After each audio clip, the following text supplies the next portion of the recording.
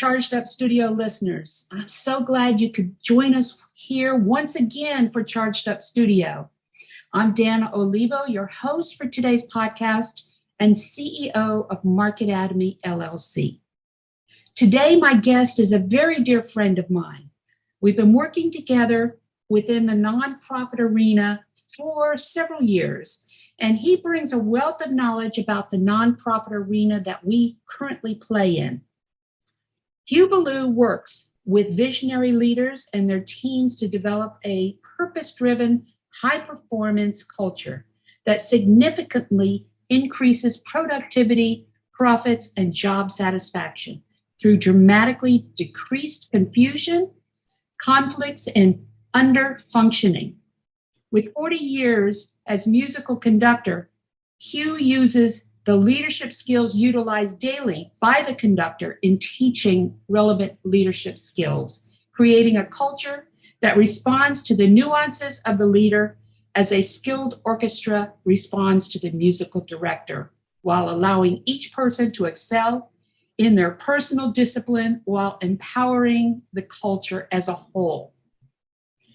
So in his work with social entrepreneurs and corporate executives for 32 plus years, applying his unique transformational leadership concepts, he has developed comprehensive systems and strategies for empowering leadership, leading social change. His books, ebooks, online programs, and live presentations have impact on leaders worldwide with his unique and proprietary leadership methodology that integrates strategy with performance, unlike the traditional consultant model. Welcome, Hugh. Hey there. How are you doing? I'm doing really well. We're on the verge of a holiday weekend, so I'm packed up, ready to go. I am ready myself. I'm going away with my sisters for 3 days. So it's going to be a nice sisters weekend. We're all getting tattoos. Okay. 65 years old and I'm getting my second tattoo. Hey, what can I say? So as I indicated earlier, Hugh and I have been working for several years, and we've worked with a few nonprofits in the past. And Hugh, you bring a unique aspect to the leadership, the leadership form of building a nonprofit. Okay, so your career as a musical conductor, what does a conductor know about leadership? Well, when I first left conducting, I was a church musician and worked in churches of all sizes and hired major orchestras in the cities where I lived because I had a big venue and kind of a big choir and a big orchestra.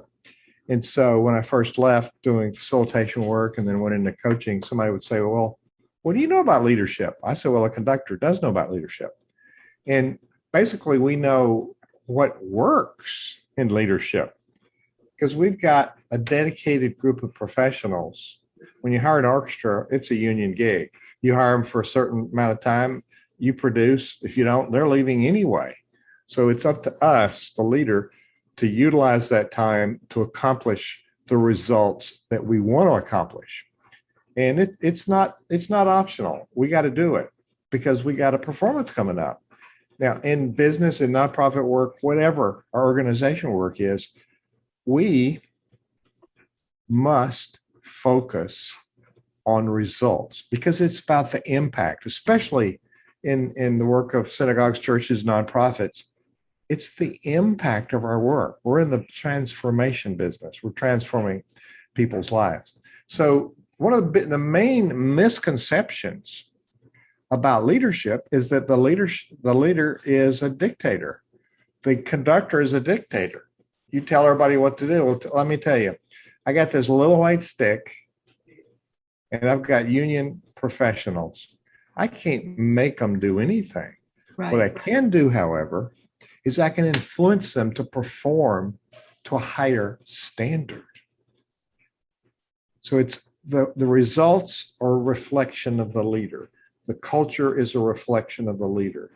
and it's built on relationships. So I'm able to help people. Maybe they've been in a choir or an orchestra, maybe not, but most everybody has seen a choir or an orchestra and they understand the dynamic. And what happens is that we create a space for everybody to perform at a higher level. And as you know, the conductor doesn't play the parts, doesn't play the instruments. The conductor leads the group. So that's what a conductor knows about leadership.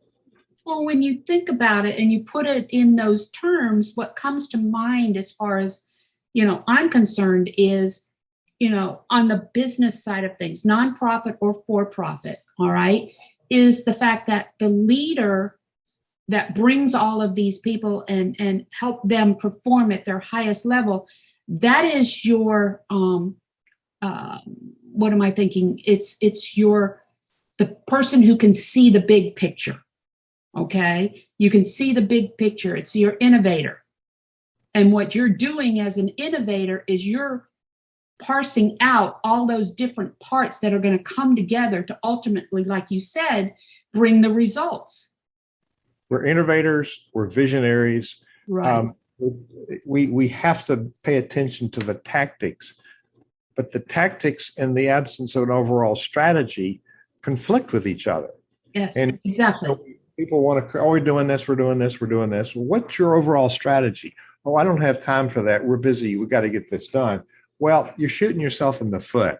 When transformational leadership is the form of leadership which I champion, and it's about a culture of high-performing leaders.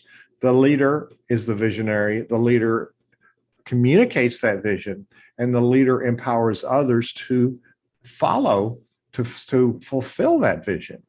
And we're not doers, we're leaders. We Right. certainly can do. We know how it's done. We observe what's going on and we make corrections, but we point people toward results and we empower them to get there.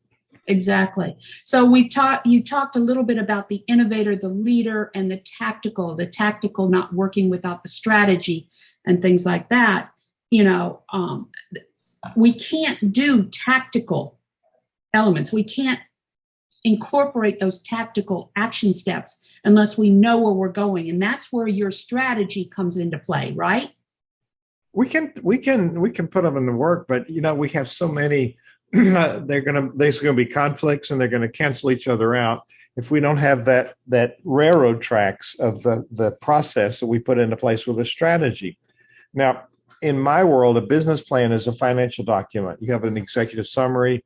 When you're first looking at funding, let's picture, okay, give me your plan. Okay, the business plan talks about the business. Now, we're in the profit of church. We're in the business of church, business and nonprofit. It's a for-purpose business. Right. The other side is a for-profit business. We are called nonprofit because that's not the goal. However, we do generate revenue. And you've said before, that what people don't understand is nonprofit does not mean you're not making profit. And people get hung up on that. So I just say proceeds. We have to have a positive cash flow. We have to have proceeds to fund the operations. And we tend to minimize the fact that we need to generate money, but we struggle with paying the bills. Right. And so the word nonprofit in itself is a danger because it puts us into this scarcity thinking when we really need to have an abundance mentality because we have abundance. And money is a renewable resource. We have plenty of volunteers who would connect with their passion if we're able to tell them why it's important. And here's what you can do because we have a strategy. And that way it's also the strategy is an engagement tool. Right. So boards sometimes come together and they talk about goals and they go great and they leave. Well, everybody on your board ought to be tied to a committee with a goal related to the organization's goal. Right. That way there's a movement forward. Transformational leadership was modeled after the military. Whether you support the military or not, it is a system that works. You can't micromanage people in combat. We can't micromanage orchestra players or singers in a concert. We must do our work ahead of time. And so the fallacy in organizations of all kinds And the downfall of leaders is we're going to manage it as we go. Well, we have to rehearse, and we're on performance every day. Right. And there's things we do in music that we don't do in enterprise, like the best ensembles in the world rehearse for every performance. Well, Dana, have you ever attended a boring, unproductive meeting?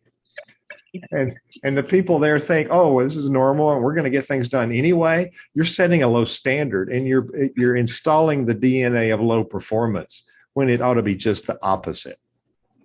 And that's exactly it. You know, like I said, we've worked together before, and you know, I've assumed the role more on the tactical accountability side of things, because that's where we have found that a lot of nonprofits run into problems.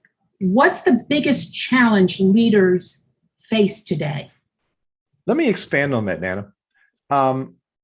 In the strategy, you define where you want to go. You have your goals, you have your action items, you have who's assigned to them. Now, that's a piece of paper. Yeah. And so where the handoff is with you is you have tracking mechanisms, you have project implementation, you have ways that people can have accountabilities. Well, we're afraid of accountabilities when accountabilities are the magic piece that makes it work. Right. As a matter of fact, I've reframed the SMART goal, specific, measurable, accountable. That's the missing piece that makes it work. Right. It is realistic because we have resources to do it, and it happens in a specific time. So having a person that's a process person like you to nurture process. We want to think accountability is a baseball bat when really the other side of accountability is when you state with the group openly where you're going as each committee or person on the staff. People know how to support it. And people can say time after time after time when I have multi-committees working together, oh, give me that piece. I can do it as a result of what I'm already doing. Right. So there's independence, but there's also an interdependence. So the biggest challenge, I think, that's one of the pitfalls of leadership. But the biggest challenge, as you ask, is leaders thinking they know leadership, and they think it's an arrival point rather than a continuum of ongoing personal development. So our personal growth is essential because our organizations will not grow if we don't grow. So the biggest challenge is we get sucked into the vortex of activities and don't segment our day. We don't balance the work time, the planning time, the thinking time, the revising time, the nurture time with the team. We don't segment our day into the components that make things work because here's the number one default of leadership. We over-function. I see it in every segment. Leaders do things that others could do. Right. And in a volunteer organization like a religious or nonprofit, you're taking the opportunity from somebody who could fulfill their passion. And we think we're helping and we're not bothering them. And they get frustrated because they've shown up because they want to do something. So over-functioning creates the reciprocity of under-functioning. And leaders complain about, why don't my volunteers step up? Why didn't my board do this? We're telling them in a very subtle way, maybe a very direct way, don't do it. I'm going to do it. And then they're standing there twiddling their thumbs, being frustrated. And sometimes they get angry about that. Huh. Well, one of the things that we have noticed in the past that a lot of these leaders will struggle with is the funding aspect. And that funding portion of it is the only thing that these companies have to go on in order to meet their monthly bills. And a lot of times what happens is they focus on the big money coming from, say, different organizations or nonprofit areas or from the federal government, and they don't focus enough on the donor money. The donor money is your gift money that comes in that's going to meet your monthly bills. What do you say about that? Because we were talking yesterday, I think it was, with a couple of gentlemen who have the connections to the funding money. And they made a point of stating that their people are not going to fund nonprofits that do not have a solid plan in place. Yes. The challenge is that the organization isn't fundable. Now, we have in our mind the value of what we do. We have not, if we haven't communicated it and we haven't communicated the impact, the results of our work, then people are not going to give us any money. And we do chase the big grant. We do chase the big corporate donor. Well, those can flip and you lose a bunch of money. Where the stable income is just like you say, the individual donors, 60 to 70% of majority of nonprofits' income is from private donors. And we think, oh, a grant's going to be a magic pill. It's going to give us the money. Well, that's what the foundation, the grantor wants to see happen. It may not be what you want to do. And by the way, is that going to strengthen your organization to be able to do more, to perform better, to be able to attract income from other sources? The grants are not evergreen funding and they don't fund operations. Many of them will say right on it. So the challenge with leaders in funding is understanding why funders would care to support them. And you're exactly right. Private foundations and individuals have money to fund, and they're not about to write a check for any amount to an organization that's not worthy. And so our first duty and delight is to develop our systems so that a donor understands they're really going to accomplish things. We focus on what we do, which is wrong. We should start with why. Why do we exist? What's the problem? What's our solution? Why are we different from other solutions? And then lastly, here's the results. Impact is what attracts the money. And I think the leadership issue here is failing to understand that. And you've got to do the work of defining those pieces. And I hear people say all the time, well, I don't have time to write that plan. There's work to do. Wait a minute. You complain you don't have money, but you're not willing to do the work to attract the money. What's wrong with this picture? There's an upfront cost of the heavy lifting and the planning piece, and then you give it a trial run, and then you get better at telling people, we're not asking for money. We're telling people that this is a good way for them to leverage their assets to see the results they have a passion for. Exactly. And these donors don't necessarily always come with funds. They may be coming in with their volunteer hours. You've got to look at these donors in several different categories, right? I think the umbrella for this is supporter. There's three. We always ask for time, talent, and money. You say your treasure, time, talent, treasure gets the 3T alliteration there. It's multiple, and people can do all of those or any of those. Mm-hmm. Yes, no, definitely. So what is the most damaging misconception about leading? Well, that it's about what we do. And it's about power. We want to lead. Well, I'm the boss. I'm the conductor. I got the stick. I can make you do things. Well, if you beat up on the orchestra, they're going to get even in rehearsal. And I've seen very famous conductors get embarrassed because they were really mean to an orchestra in rehearsal. So there's a power struggle. There's also power differential. We're on a box. We got this penguin suit on. We got the title. That's a power position. It's much better to lead from influence. So fundamentally, we're flawed because we don't realize that we influence people, and we have the choice. We influence them positively. We influence them negatively. We have a choice. And so as we influence people, it's based on relationship. So the foundation of leadership, the foundation of communications, and the foundation of revenue, whether you're selling a product or you're seeking donations or financial support, it's all based on relationship. So here's where we want to go. You got mental capital. This is where you want to go. You want to end up with financial capital on the funding side. Well, in the middle, there's relationship capital, and we want to skip over that or shortchange. Hi, how you doing as a family? Give me some money. Well, supporters, especially corporations, they don't want to be treated like an ATM machine. Boom, boom, see you later. There's a whole cultivation process and there's a whole relationship process. And it's important for us to know what people are interested in. They're going to join your board because they're interested in serving. Well, what's their specific interest? Have you spent enough time with people to understand why they would serve?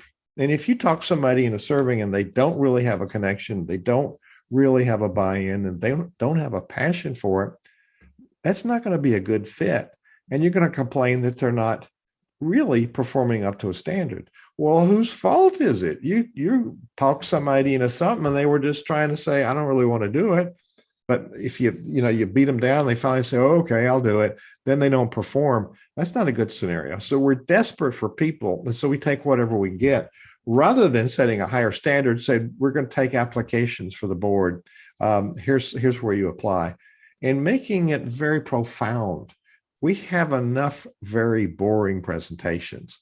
There's a formula we go into, and we think this is what we should say, rather than speaking from the heart about those 4 points that I said: the problem, solution, our unique value proposition, and the impact, rather than being very good about creating powerful statements. We just kind of dribble it out as an afterthought. Well, we're going to get minimal results if we don't invest in the process, the language, and the skills to communicate with people and then build those relationships. The other piece, Dana, as you know, when you ask somebody, oh, what you doing? 20 minutes later, they're still talking without a breath. Yeah. Yes. Or a pause or a comma or period, anything. So a confused mind says no. Whether you want them to serve on the board or give you money or do whatever, if they're confused, it's going to be an automatic no. And so it's our job to simplify it and communicate it. And if they want to know more, then we can go to the next level. Well, and that's exactly what gets them off path as well, that confused mind. And they start thinking that, maybe we can go do this golf tournament, or we can do this, and that'll bring money in. What you're doing is you're taking your eye off the end game as far as that's concerned. So, and we've had that happen in the past. When you were talking about the board of directors, if a nonprofit is looking to interview for the board of directors, what are the responsibilities that they should be expecting out of this board? First of all, we want to make sure that when people hear us, they're not spelling it BORED in their mind. So, there's all kind of jokes about the board. So it's service. I'm a member of Rotary, and Rotary is a service organization, and it's service above self. And we try to sell it on the benefits. Oh, you'll meet people. When really we want to tell people, you've got a skill, you can contribute with these other skills, and it's going to bring this kind of impact. It's the same presentation as the money presentation. Same thing. By the way, if you have a board member that's not donating, they're not going to help you raise money. They're not going to be functioning up, and they're going to be in the way and disqualify you from getting a grant even considered. It's very competitive with grants anyway. But if you got board members that aren't donating, boom, they don't even read any further. That's the deal breaker. But it's a partnership. People show up, and it's just like hiring somebody for a staff position. They have a position description. So I'm the treasurer. So we want you to apply for the treasurer position because they apply because it needs to go before the board and voted on. So apply for this. We want to present this to the board. Well, here's your role. We don't think about this, your role and your responsibility. Mm-hmm. So the treasurer is to fine tune the reports from the bookkeeper, from the accountant, present it to the board in a fashion that the board can understand it and interpret what those numbers mean. They don't keep the books. They don't raise the money.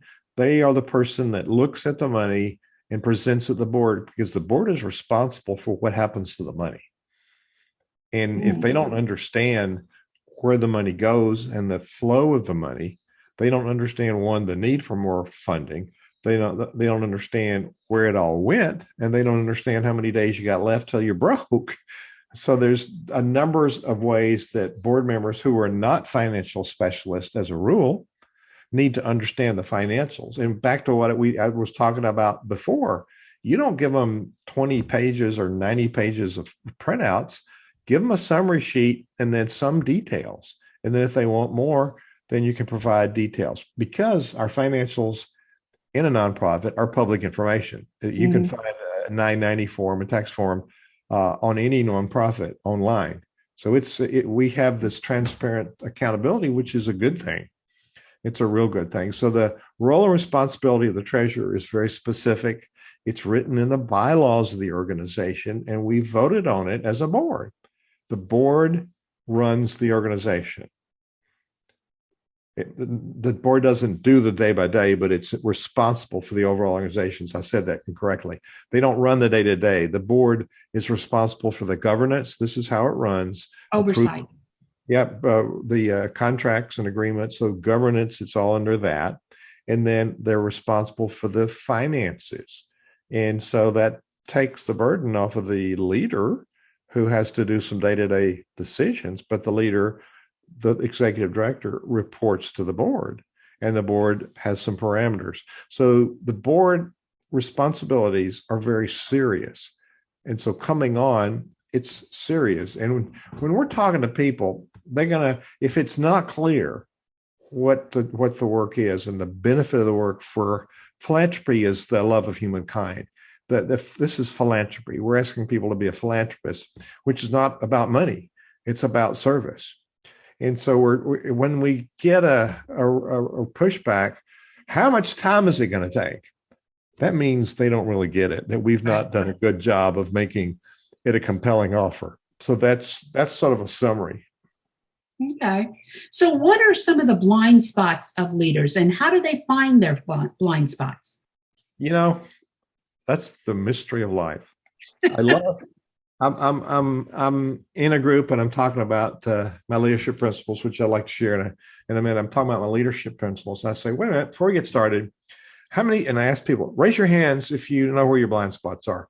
There's always somebody gets there. I know my blind spots. No, you don't. They're blind spots. So there's things that we do, we say, and we create unintended consequences by our actions, by our words. And we need to see that for what it is. Now, it's not blame, it's revealing ways we can improve our leadership. I have a coach. I do leadership. I have a leadership coach. I have a marketing coach. I have an organizational development coach. I teach these things. You'd think, well, gosh, you know this. Why do you need a coach? You always need to be accountable to somebody to stay at the top of your game and to continue pushing that up. It's like I said before, leadership is not an arrival point. It's a journey, and it's an ongoing body of research that you embed into your DNA, and you become better as you learn more. I'll be 75 in 3 weeks, and I've learned more this year than I learned in the first 74 years of my life, first 73. If we're paying attention, there's things there, and we learn from ourselves. I've been able to pivot mistakes into learning opportunities, and it's only a failure if we fail to learn from that. So blind spots are what kill us. And if somebody's leading and said, no, I got it down, I don't need to do study, I don't need to read books, I don't need a coach, that's dangerous. We always need another perspective to be our best self, and to say, oh, I didn't realize that word would have that impact on people. I better rethink that. Yeah. So today's controversial times, we have to be very clear when we communicate. Definitely. And so you call yourself a transformational leadership strategist. How is that different from being a consultant? I left in 2004. I left full-time church music conducting, and Well, I did. It was a lot more than that. When I left, I wrote a book, my first book, Moving Spirits, Building Lives, The Conductor as Transformational Leader. We do transform singers into choirs into ensembles, and in a religious setting, we're transforming people's lives. So we're in the business of transformation. We really don't think about what our product is in a specific way. Our product is, no, it isn't poverty, it's prosperity. I'm in one of the highest percentage of poverty in the Commonwealth of Virginia, and all the initiatives are poverty this, poverty that. We give energy to what we think about. So I left that, and I studied facilitation, got certified in facilitation, learned how to run meetings that aren't boring, that are productive, that people really enjoy, and they say, when's the next one? Well, most people think they know how to run meetings, which is a huge blind spot because they've never been in a well-run meeting. It's like running a rehearsal. You run it toward results. Then we have these teams that would create great ideas, great plans. Here's we are, they're bought in. The leader didn't understand that they had some energy, and the leader could use that energy to accomplish the vision. They thought delegation was a weakness in leadership, that other people had ideas that mean that was bad for them. They're supposed to have all the answers. Well, that's totally backwards. So then I went into thinking about leadership coaching, which I studied coaching and got certified in coaching. Then I realized, well, it's really not about coaching. It's about the strategy and the integration of strategy into performance. Now, that's a leadership continuum. How do we clarify the plan? How do we get buy-in with the team? Then how do we take these little dots on paper and integrate them into beautiful sounds? How do we take these words on a piece of paper we call a plan and make it work? So you got a piece of paper. It's your job to integrate that in a performance. So it's transformation, it's leading, and it's strategy. So put those together. And people say, what is that? So that's a long explanation, but it's the ability to create the strategy and integrate it into a performance like a conductor does. And so I build this around Hugh Ballou's 4 leadership principles. And when I left full-time church work, there were a lot of facets. You don't just stand up and wave your arms. That's just the tip of the iceberg. That's 10%. So any business or enterprise that you run, what you do, what you offer, your product, your service is 10%. The Ballou 1090 rule. 10% is what you do. Your intellectual property, your value to humanity, your skill. 90% is all the structure that makes that possible. So you build around these 4 leadership principles. Number 1, the conductor steps on the podium, stand on a podium. You know the score. This is your plan. You know it. You don't just say, well, where do we start? No, you know it. You have a plan. You have a vision. This is what I want it to look like. So you've got the clear vision. It's called foundations. So your first principle is foundations. You've got the plan. You understand the plan. You've got an implementation strategy, and you've got the ability. So it's plan and skill. Number 2, you don't want to have poor players, so you hire the best. Surround yourself with the best people, build and maintain. Second is relationships. Foundation is what you're doing. Relationship is who's going to do it. So we have to have the ability from that first one to lead the group. So you get worthy work, you get good people. And 3, when we put them into systems that don't function, like bad meetings, like the annual review, like the hiring process, we have a lot of low functioning systems in every organization. So this one is rehearse for success. So the music term, know the score, hire the best, rehearse for success. If we constantly have poor systems, we're building the DNA of low performance. How do we expect to have a high performance result if we award, well, they're volunteers, we have to be nice to them, I don't want to criticize. I work with volunteers all my life. I've fired volunteers. I've asked volunteers to step up. They don't want to do poor work. So we have lots of erroneous assumptions, myths we tell ourselves. No, we want to have people at their best. They want to be at their best, and they want to create good results. So we've got worthy work, the foundation. We've got good people, relationships. We've got systems that we can now function in. And the 4th one makes those 3 work. That's balance. There's rests in music, so value the rests. There's dramatic places. It's not absence of sound. It's where we get clarity for all that emotion and we set up the next place. So value the rest. If we work all the time, people brag about, oh, I work 15-hour days, 7 days a week, haven't had a vacation for years, brag about it. No, you're burned out. You're not as good as you could be. So pace your day, pace your life, draw some boundaries, personal and work, spiritual, mental, physical, our whole being, balance that and schedule. You're working here, you're planning here, you're evaluating here, you're working with team here, and you're playing. Maybe you're going to rest. All of those components are on your schedule because all of those contribute to your success. So foundations, where you're going, relationships, good people, systems, make it work, and then balance. Make sure you're the best leader and you're prepared and you're capable of going and you're rested and on.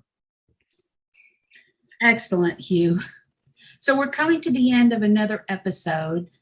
Hugh, one of the things that we like to do at Charged Up Studio is to periodically rope our most interesting guests into agreeing to a 40-minute webinar for those users who would like to learn, some of our listeners that would like to learn a little bit more. Is this something that you would be interested in? How can I say no with everybody watching? I know, and I just put you on the spot here, huh? So, Sure. Okay, good. Well, you heard it here, folks. Hugh will be joining us again soon through my organization, Marketatomy, to present a more in-depth webinar for those who are interested in learning more about both Hugh and his organization's Synervision. Check with our event calendar through Marketatomy Academy to find out more about when this webinar will take place. We should have it finalized within the next week or so. So Hugh, any last minute words of wisdom or something you'd like to offer our listeners out there? Well, the famous quote, and I can't remember who said it, is you think you can or you think you can't, you're right. So I think that was Thomas the Train. Oh, was it? Yes. I think I can. So Napoleon Hill discovered when he interviewed all those famous people that they had this no-fail attitude. They had a clear vision, definiteness of purpose. They had a worthy project. They surrounded themselves with good people, and they had this no-fail attitude. We will succeed. And that, your energy, your focus, your planning gives energy, and it actually attracts results. So you program your mind with those positive results, and it's going to happen. It's happened to me over and over. Things that should never have materialized happened because I had done the work, I had shared it, and I knew it goes beyond believing. I knew because I'd done the work, it was going to happen, and it has materialized. So believe in yourself, do the work, and know that you're going to succeed. So can you tell our listeners how they can get a hold of you if they'd like to? Well, HughBallou.com, HughBallou. And if that's the Synervision business website, and if you're in a nonprofit and you want to look at our community, it's nonprofitcommunity.org, nonprofitcommunity.org. In all of those places, you can find my contact information. I'm very visible, Dana. Oh, I know that. Well, I want to thank you once again, Hugh, for joining me today on Charged Up Studio to kind of, let's get it out there as far as nonprofits and what abilities that they have. Please make sure to leave a review on whatever podcast delivery platform you are listening to us today, or go to Charged Up Studio, to our Charged Up Studio Facebook page and leave a review there. We appreciate you once again for joining us this week. Thank you, Hugh. And that is it. We'll talk to you next week.